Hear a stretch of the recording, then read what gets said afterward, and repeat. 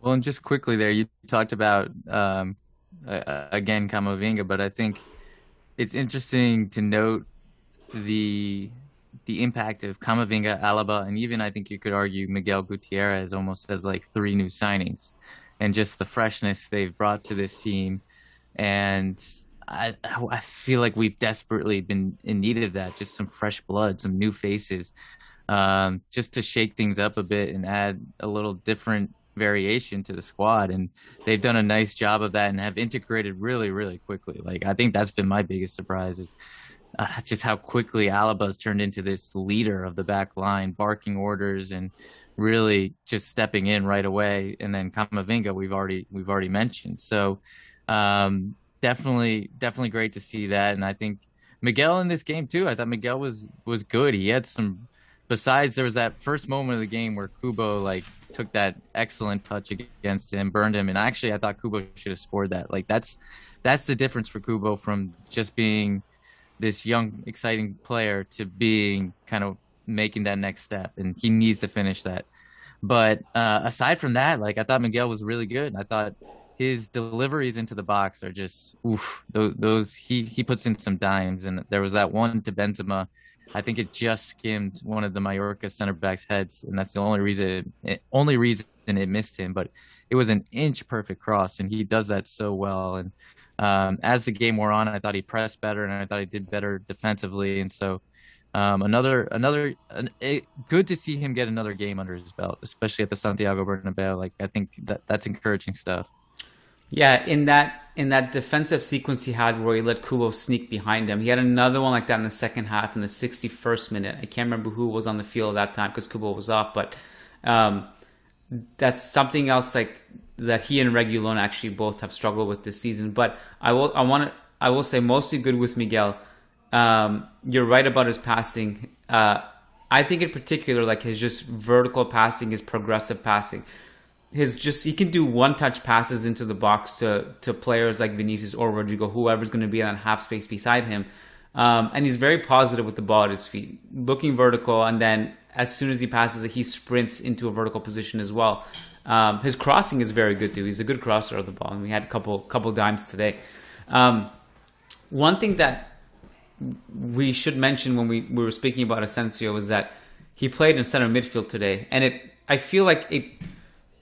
Most people know that. We all know that because we saw the lineup. But there's part of me that feels like it may have actually gotten lost in the game like this because he was so far up the field and Mallorca weren't defending at all that it just felt like he was one of the front three when he wasn't. And I did see a couple Di Maria takes, Asensio Di Maria takes after this game, and I just want to I really think we need to be careful with that. Rodrigo was very fluid in this game in his positioning, and he played well. I actually really liked his defensive positioning too, Rodrigo, in this game. I really liked this Rodrigo performance.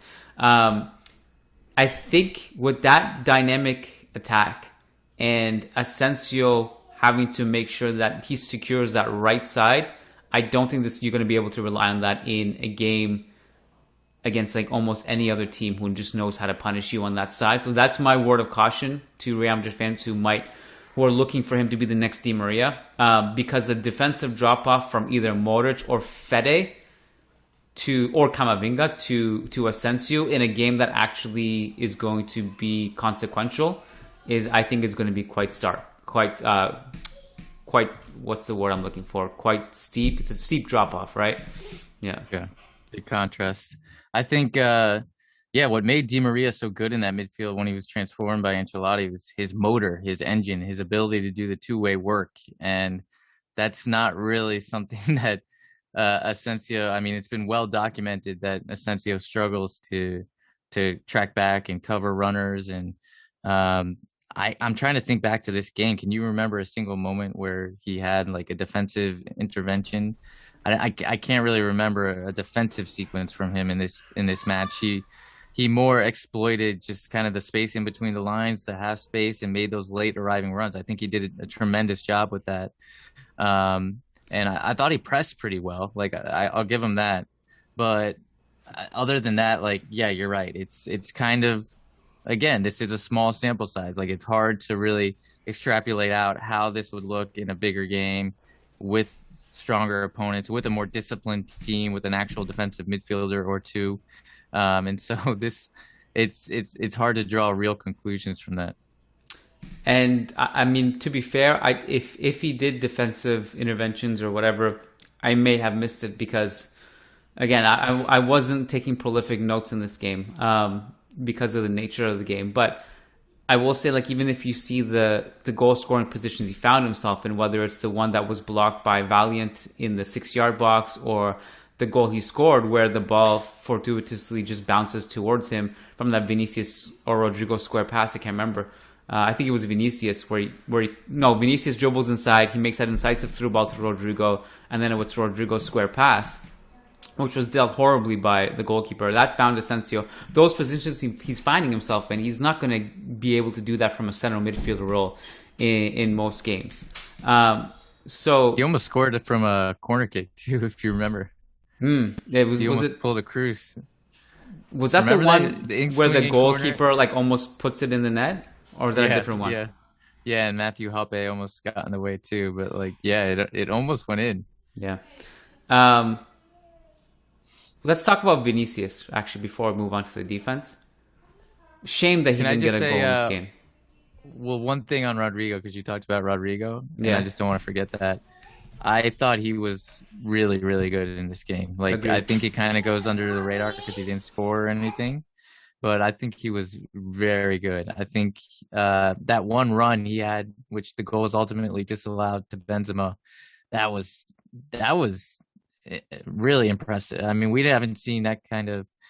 It was a lot of power from Rodrigo, and not only his speed and technical ability, but a lot of power in that run and strength. And so and you mentioned kind of I don't think he got credited for an assist, but like the ricochet ball off the goalkeeper that Asensio scores, like comes from Rodrigo doing a couple jukes and feint in the box. And I thought he combined really well. He's been great to start the season. Honestly, he's been great. And I guess my question to you, Keon, is does he deserve to start on the right wing? Like, is this given how he's played so far and what we've seen from Hazard, what we've seen from Bale, like is Rodrigo really the one that should be starting with Benzema and Vinicius?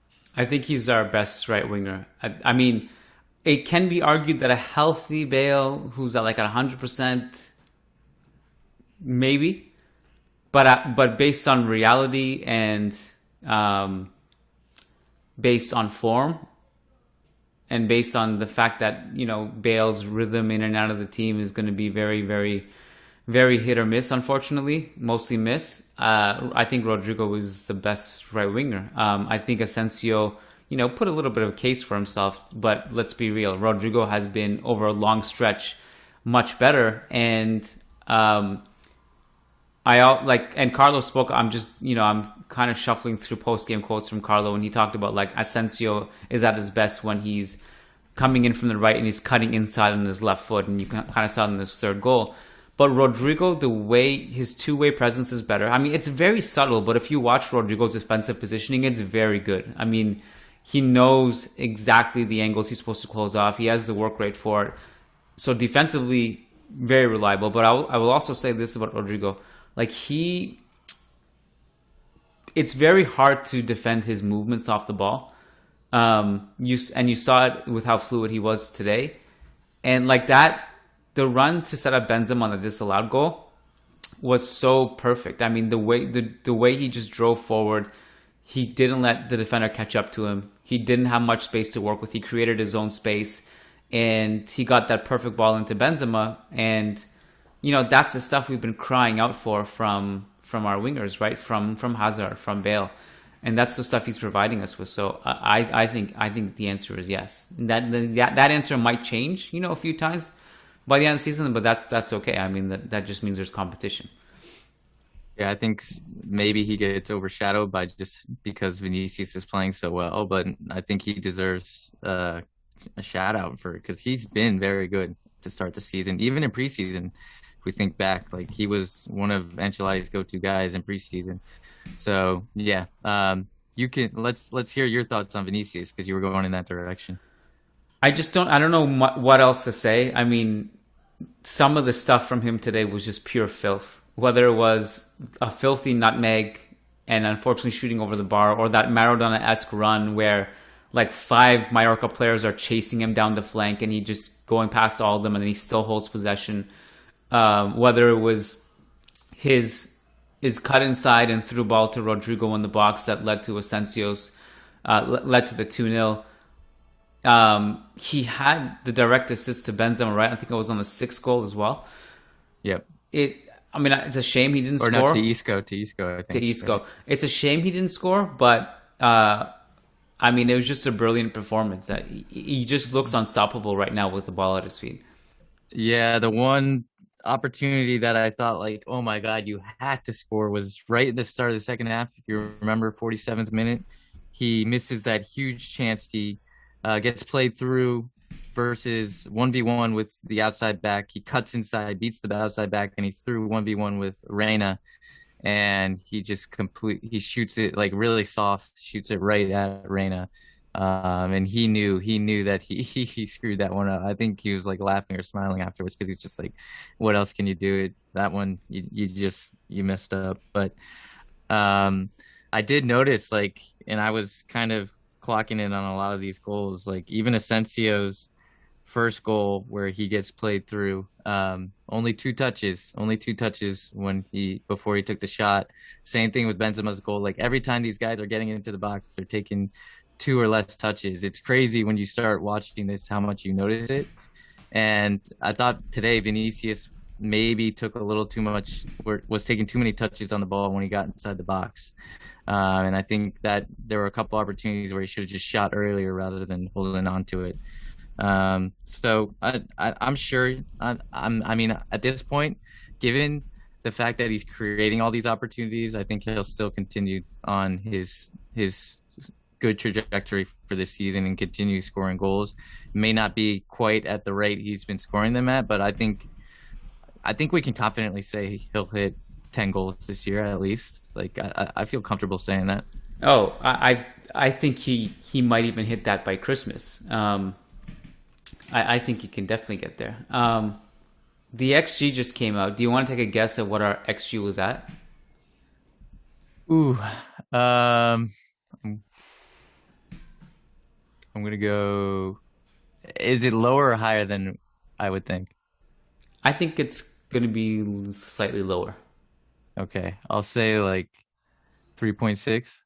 2.3. What? Wow. Yeah.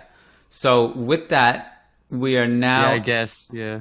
We're now at 21 goals in the season after 6 games. That's 10 more goals than the second best offense in the league, and we've outperformed our XG by 9 goals this season.